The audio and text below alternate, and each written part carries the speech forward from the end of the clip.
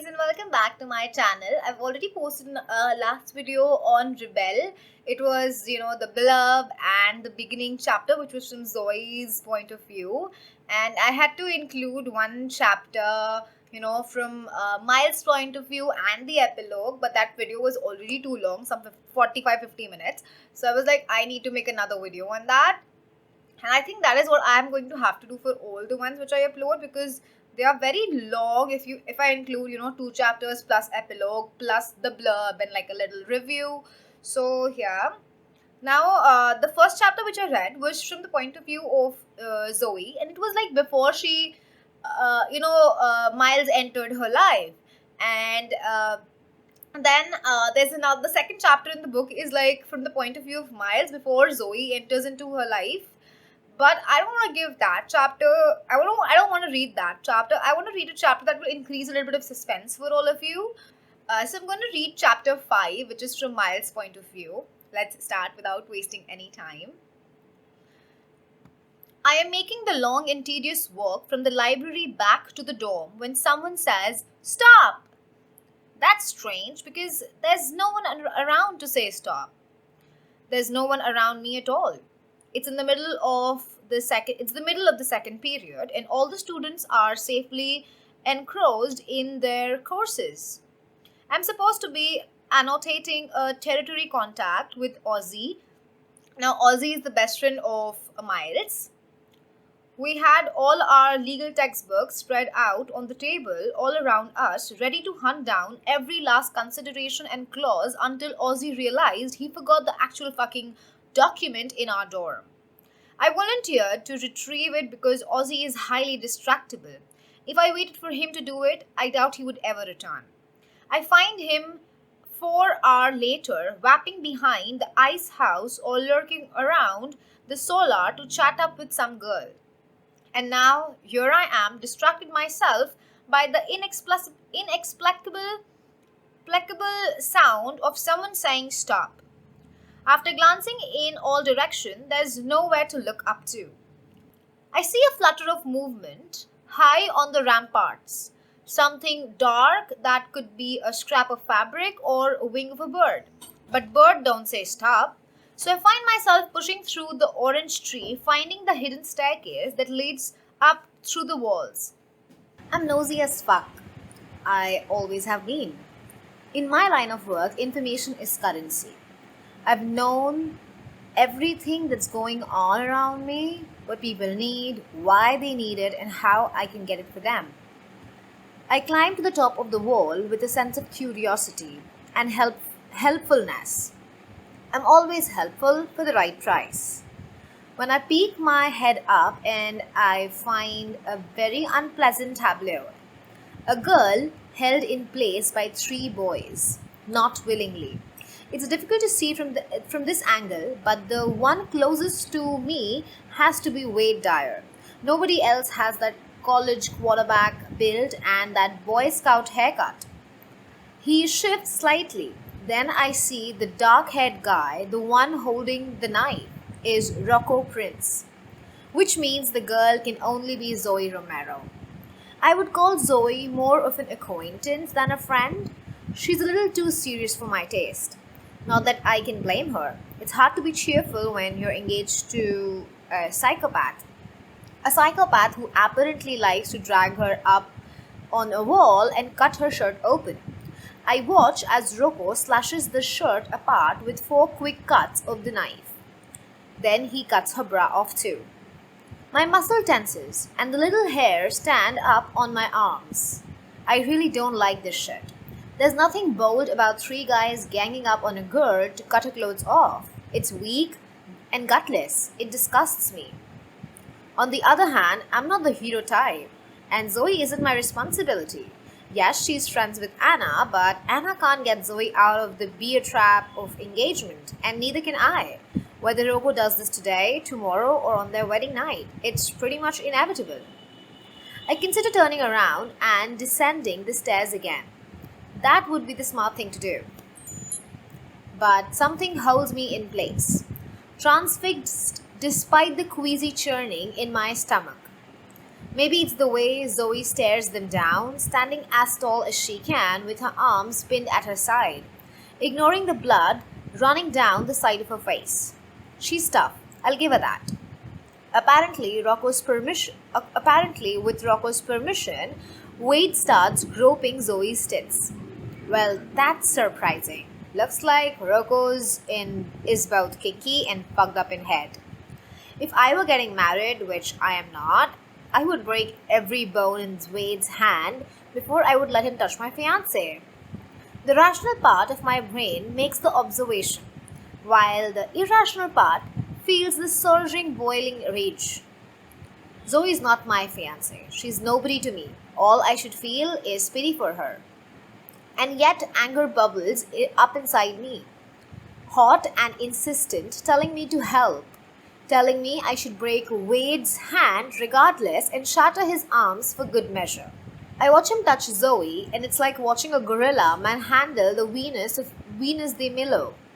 It's obscene for a fucking animal like that to touch what is objectively speaking a perfectly sculptured body. Have some fucking respect. Wade lets go of Zoe, and I tell myself to calm the fuck down. This has nothing to do with me. Jasper Webb stands on the other side of Zoe, not touching her but definitely helping to hold her down. I can't see his face as clearly as the other three, but his long hair is hanging over his eyes. He doesn't seem to be enjoying this quiet as much as that shit-stained Wade. Wade, Rocco, and Jasper are not people I want enemies.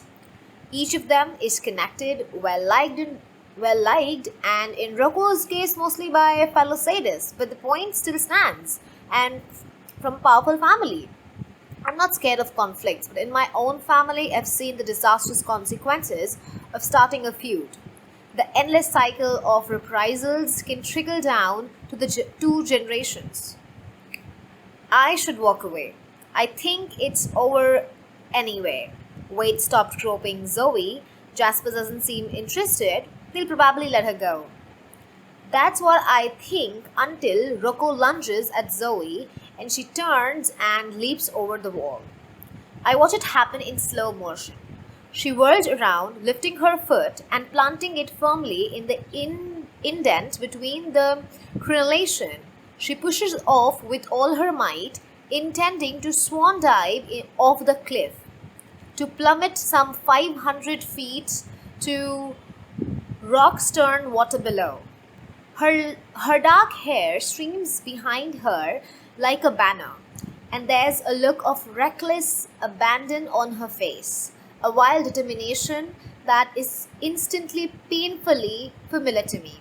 It reminds me of my mother. My mother would jump off a cliff if she had to, and she probably would drag Rocco over with her. I am in motion before I've even registered what's happening. I'm running without thought and decision. I'm too far away to help Zoe, yet I sprint towards her, desperately reaching out, though I know it's too late. It's Jasper who saves her. He grabs her ankle in both hands. The force of Zoe's fall yanks him forward, so he almost stumbles over the wall too, until I grab him around the waist and drag him backward. Now we are a jumbled mass of hands and arms. Wade Dyer joining in, grabbing Zoe's other leg and helping to haul her up over the ramparts. Not Rocco though. He stands watching. Zoe is limp and pale, whether from shock or because she hit her head against the wall. Blood streams from her nose as well as the right side of her face. She can't stand. Her legs collapses beneath her. I try to hold her up but simultaneously pull her shirt close in the front. Jasper steps back, looking pale and sick himself. Wade's eyes dart between me and Rocco as he waits for instructions. Rocco steps forward, lifting his slim white hand like he intends to take Zoe from me. I tighten my arms around her shoulder and pull her back, out of reach. Don't, I growl. Don't touch her. What do you mean? Rocco says, smiling at me. That's my fiancé, you know. While the rest of us are sweating and breathing hard, Rocco looks as fresh as a daisy. You would never know he had witnessed a near suicidal attempt, let alone driven a girl to do that. Don't fucking touch her, I say again, keeping my eyes fixed on his so he knows I mean it. I'm taking her to the infirmary. Rocco's smile is fading, his expression hardening like concrete. His eyes dart between me and the dazed, bloody girl lolling against me. He looks like a child who's had his lollipop snatched away. Be careful, Miles, he says. He's not talking about Zoe. He's warning me not to fuck with him. I don't care. Right now, all I can think about is Zoe's rope of dark hair laying over my shoulder and her heart beating so hard against my arm that I'm afraid it burst. I start backing away slowly. I'm taking Zoe back down through the door closest to the library tower because it's near to the infirmary and I don't think Jasper will stop me, whereas Wade is blocking the path to the orange groove stair, arms folded over his chest. Wade looks almost as irritated as Rocco, his handsome face sulky and spoiling for a fight. The space between us feels like a fragile pane of ice. The slightest tap will shatter it. I keep backing away, step by step. Rocco stays exactly where he is. He's not trying to stop me, but I can tell from the look on his face that he's very, very angry. The infirmary is a long, low building close to the library. Dr. Cross has his apartment at one end, and then there's an open area with several beds, an industrial sink, a glass-fronted cabinet full of medical supplies. Right now, the only other patient is a skinny sophomore who apparently sprained his wrist in combat class. Dr. Cross has just finished wrapping up the wrist. When he spots me carrying Zoe to the door, he unceremoniously tells the kid to get back to the class. Can't I rest for a while? The kid says, looking none too eager to leave the peace and quiet of the spotless infirmary. Rest in your dorm. Dr. Cross croaks at him. This isn't a lounge. Can I get some kind of a doctor's note? The kid says. How am I supposed to write papers? I'm left-handed. He holds up his bandaged left arm awkwardly as if it's been turned to wood. It's quite possible to be ambidextrous with practice. Dr. Cross says unsympathetically. Now get out. What's going on here? Dr. Cross frowns, peering at Zoe with her bloodied face and torn shirt. I took off my sweater vest and covered her up as best as I could, but it's still obvious that the blouse beneath has been slashed to ribbons. She fell off the ramparts, I tell him. I think she hit her head. I'm not about to tell Dr. Cross what really happened. It's up to Zoe if she wants to make a formal complaint to the Chancellor. In response to the rigid rules of Kingmakers, the students keep a code of silence. We don't rat each other out except in most extreme circumstances. Dr. Cross glares at me suspiciously. Doubtless he heard 1,000 excuses from injured students. Mine is especially weak. Lay her down here, he says, pointing to a fresh bed. You can leave her with me. That's what I planned to do. I was going to drop her off and get back to the library, but as I carefully set Zoe down on the narrow mattress and lay her head on the pillow, I find myself not wanting to abandon her so quickly. I don't think she should be alone, I say. She's not alone.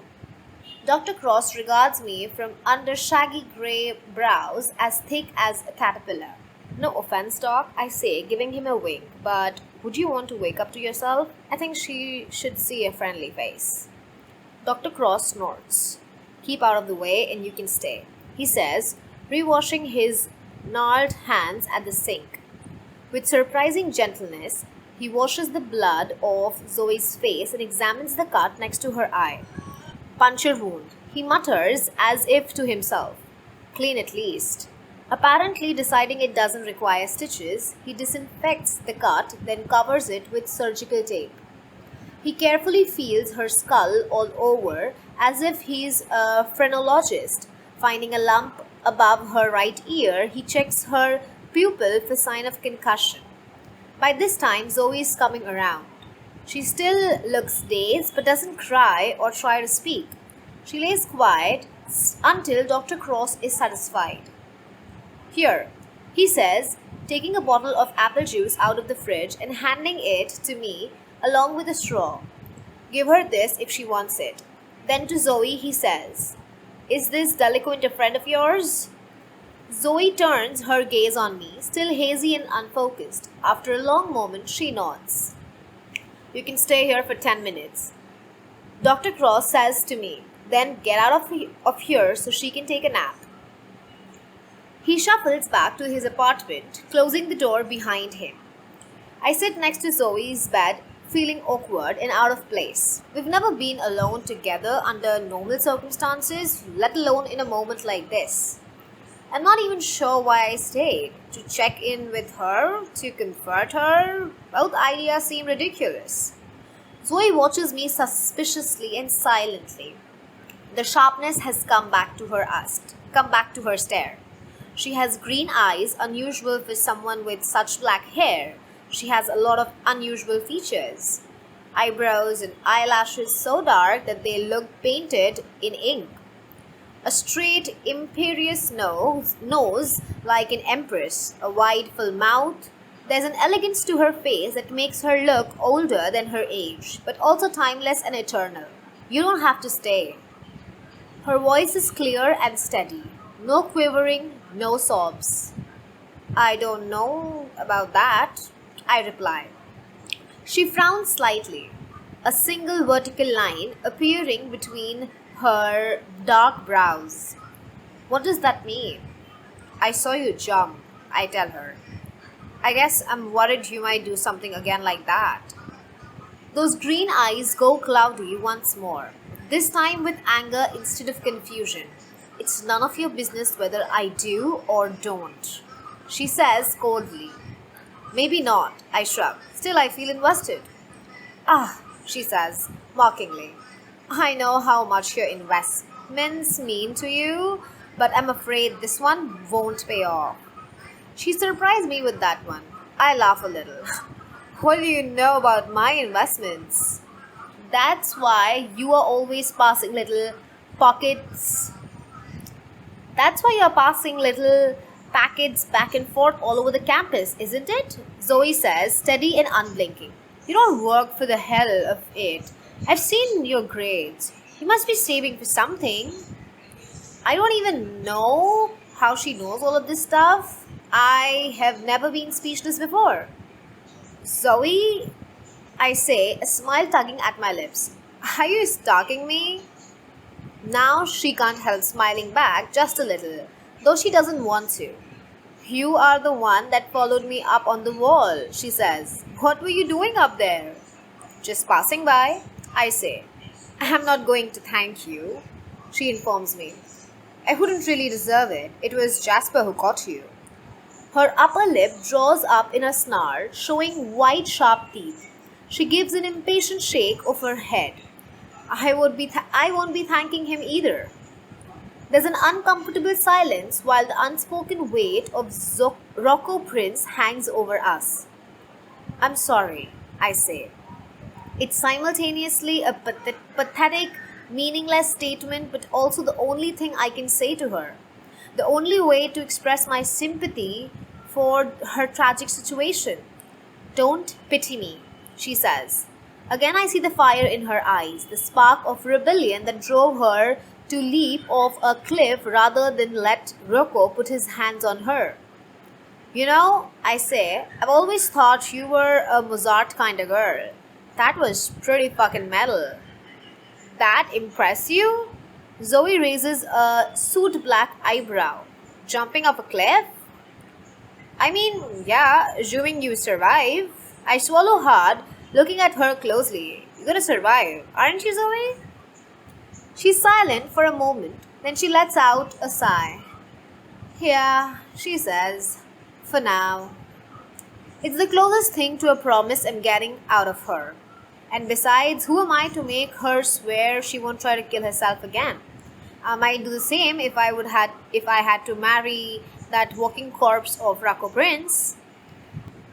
So now the fifth chapter has come to an end. I can read the epilogue for all of you, or the the last chapter, but the last chapter gives away a little bit of their story, which I don't want to.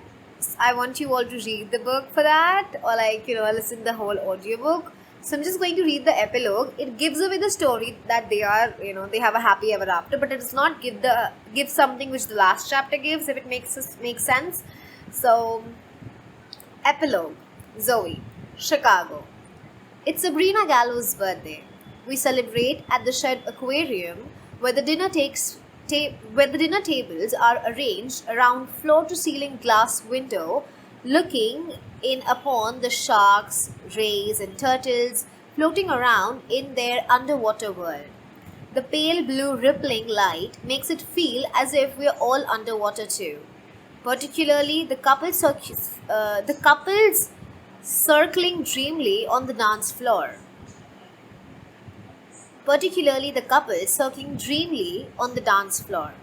I'm glad I've met most of Miles' family separately by this point, because they are quite intimidating crowd. The Gallos are all beautiful, with nut brown skin, thick dark curls, and surreal grey eyes that I have come to know and love on Miles. That at least makes me feel a sense of familiarity, though each of them differ enough in their sharp, provoking personalities to keep me on my toes. No one is more beautiful than Sabrina Gallo herself. I've never seen a girl so exotic and breathtaking. She's entirely in her element, receiving her pile of presents from family members and the kisses and well wishes from the friends. A continual rotation of boys orbit her, batting for her attention. How old is she turning? I ask Miles. 17. One more year until she comes to Kingsmaker. I can already see she'll be popular. She'll be trouble, more like. Miles shakes his head. Serena causes more problems than the rest of the cousins put together. Even Miles' uncle's Dante has flown in from Paris with his 3 children and his supermodel wife, who I remember from magazines and billboards of my youth. Dante is so big that he makes Silas Gray seems petite by comparison, and his eldest son, Henry, is his mirror image, only a little darker complected with a slightly gentler face. While Dante is territorying, Henry has a softness to his deep brow eyes and full lips that has almost as many female eyes turning in his direction as the flock of males circling Sabrina. The Griffins have come to the party as well, including the elegant Riona Griffin with her handsome rancher husband and their 4 redhead sons. The sons clutter around the table in corner, playing some sort of card game that evokes plenty of laughter, but only moment of tension where it seems like 4 burly country boys might break out into fist fight that would smash the table and chair like kindling under their combined mass. Anna and Leo dance together, Anna looking particularly ethereal as she twirls on the axis of Leo's hand, a massive manta ray floating directly behind her as if they are engaged in some kind of cross-species pass the duets. Leo's parents sit at the table closest to the dance floor, feeding bits of cake to Leo's little sister Natasha, who will be celebrating her own first birthday soon. The surprise baby seems to have revitalized his parents. As they all laugh and tickle, the giggling, frosting-smeared infant Sebastian and Yelena look barely any older than Leo and Anna. Miles' parents are deep in conversation at their own table, their knees close together and their heads almost touching as Ada tells her husband some animated anecdote with much gesturing of hands. Callum Griffin listens to her intently, occasionally chuckling and always keeping his steel blue eyes fixed on her face. I was terrified to meet them. I could hardly breathe when the taxi pulled up to their house. Then Ada came running out onto the lawn, barefoot and wearing a pair of cut-off denim shorts, immediately pulled me into the longest, warmest hug in my life. She started prepping me with questions, teasing Miles, fussing over Cat and me until I was too distracted to be nervous. Miles' father Callum is polite and gentle but terrifying in his intensity. He has that analytical stare that seeks to break you down into pieces, tallying up every bit of you. I only managed to keep my composure because I had encountered it before in Miles himself. Also, like his son, Callum is incredibly devoted to the people he loves, beginning with his wife and trickling down through Miles, Caleb, and Neol. He takes an acute interest in each of his children, even little Neol, who every night has been adding to her scare model of Helix Bridge with her father's help. Their house is always full of ongoing projects, talks, laughters, and delicious food. Ada brings home delicacies from all over Chicago for us to sample in case we missed anything while sightseeing. It's strange how their modern glass prison can feel so cozy and welcoming, while my family's villa has always seemed more like a rented hotel.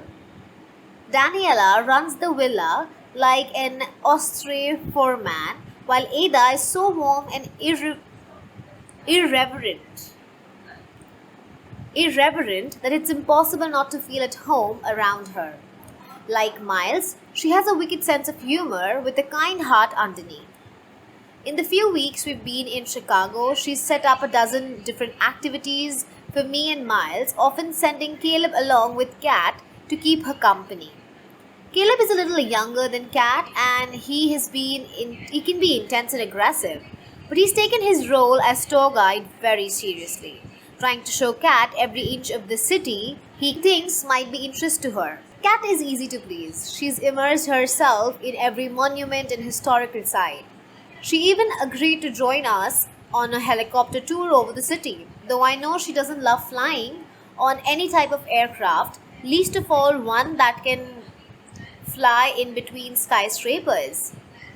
Right now she's dancing with Dario Gallo, Dante's youngest, who has a slimmer build than his father and brother and no insignificant skill at spinning Cat around. Cat looks pink-cheeked. एक minute आवाज कम यार. Cat looks pink-cheeked and breathless and very pretty in the blue sparkly dress we bought this afternoon on the Magnificent Mile. I bought a new gown too, jade green and backless, something I never would have dared to wear before. It hugs me like a second skin and keeps Miles' eyes pinned to me constantly, which is all I could want for. Do you want to see the rest of the aquarium? Miles asked me. Nero and Camila Gallo rented out the whole place for their daughter's birthday. The long glass galley are almost entirely empty, as most of the guests seem to prefer eating, drinking, and dancing to viewing the fish. I would love to walk with you, I say. Miles takes my arm. We stroll through the long underwater tunnel that allows eels and sharks to swim directly over our head. The lights turn our skin faintly blue and brings out hints of topaz in Miles' eyes. He looks extraordinarily handsome in his stylish tuxedo with a crisp white collar and black bow tie highlighting the masculine lines of his jaw. He pulls me tight against him under the watery shifting light, kissing me until my head spins. I want to talk to you about something, he says. What is it? I want to preface this by saying that you don't have to agree. I won't be angry if you don't like the idea. You're not going to convince me? I laugh. I'll believe that when I see it. Well, I didn't say that. Miles grins. He takes a deep breath and says, I sent you a script to a friend of mine in Los Angeles. He was interested. What? What? I gasp. He's an agent of sorts and he works as a script doctor himself. He liked your story and he thinks that you should try writing a version that could be shot as a TV pilot. Miles, you didn't tell me you were going to do that. I was just putting out a feeler. I look at him closely as his set shoulder and at his focused expression. I know Miles well enough that I can guess where this is heading. I know what you're up to. Miles tries to hide his smile. Oh yeah? What? You want me to come with you to LA? My love, you are figuring me out, you tricky minx. He takes both my hands and bring them to his lips, keeping those keen grey eyes fixed on me. I don't care about graduating, he says. I've already got what I wanted out of Kingmaker, and I don't think you are that attached to that place now that you're not buying time for your engagement. I could stay another year, but after I graduate, you would still have a whole year left. I don't want to be apart from you. I consider what he's saying, my brain spinning.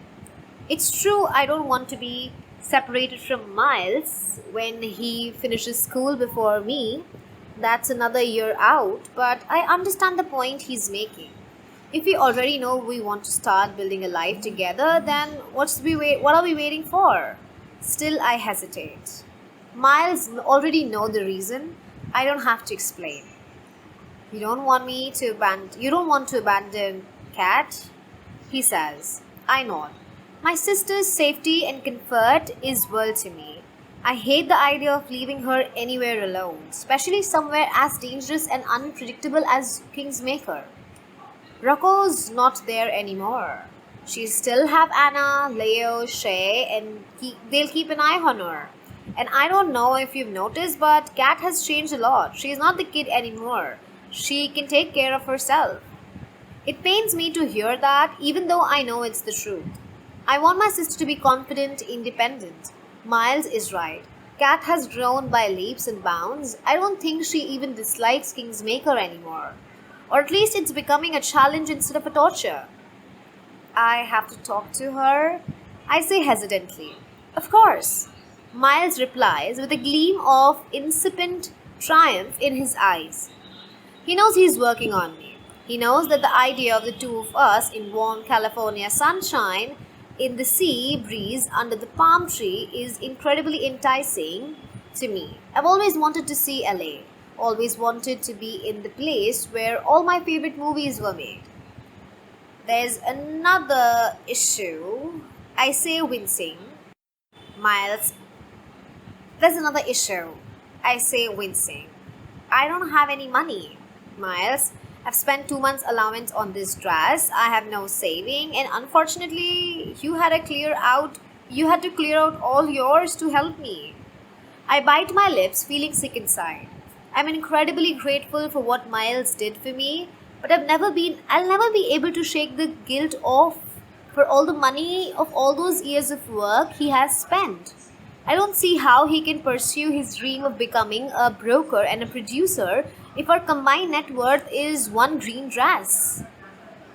Miles just laughs, as unconcerned as ever. Let me show you something, he says.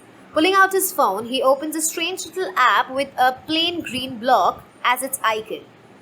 Inside, I see a digital counter increasing by a fractional amount every second.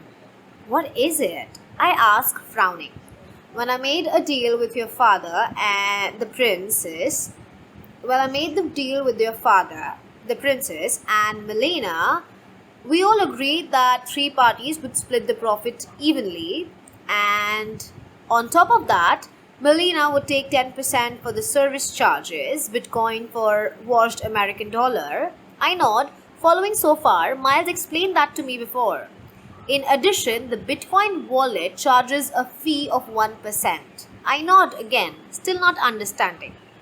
I am the Bitcoin wallet, Miles says. I stare at him, at his laughing, mischievous face.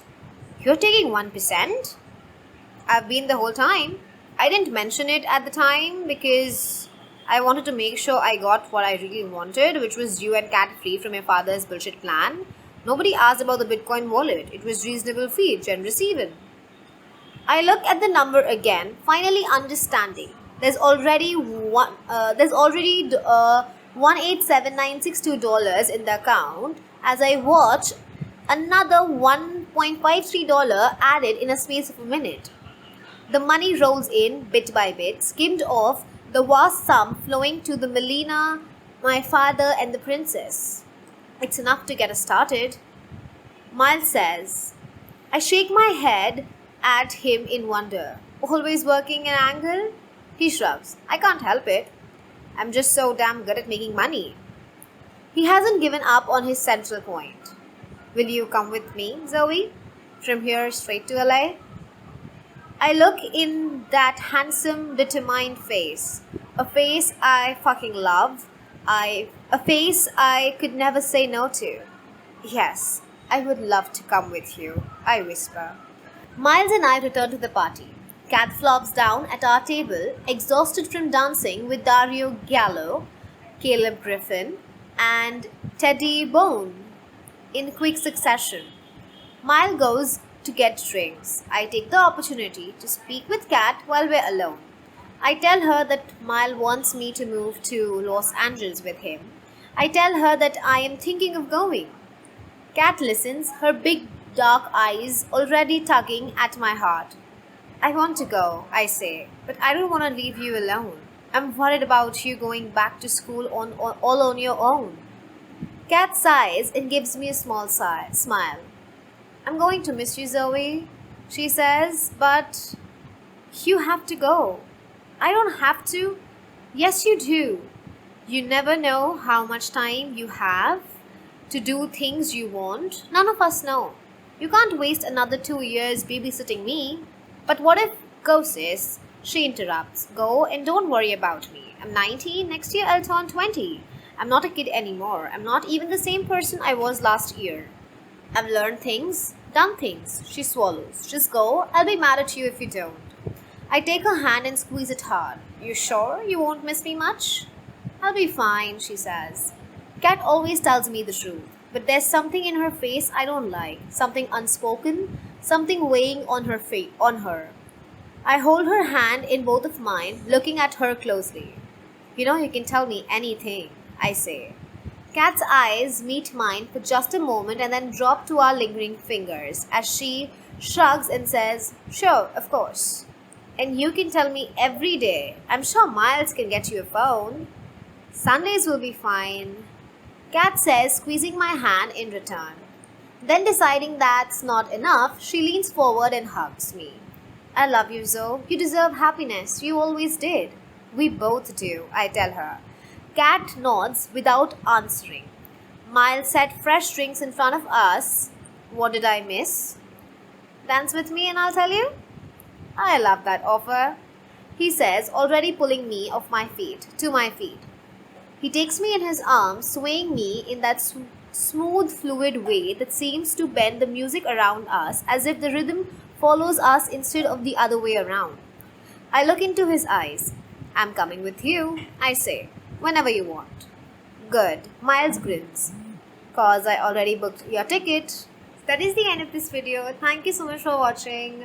Let me know in the comment section which is the next video you guys want me to make a video on. And thank you so much.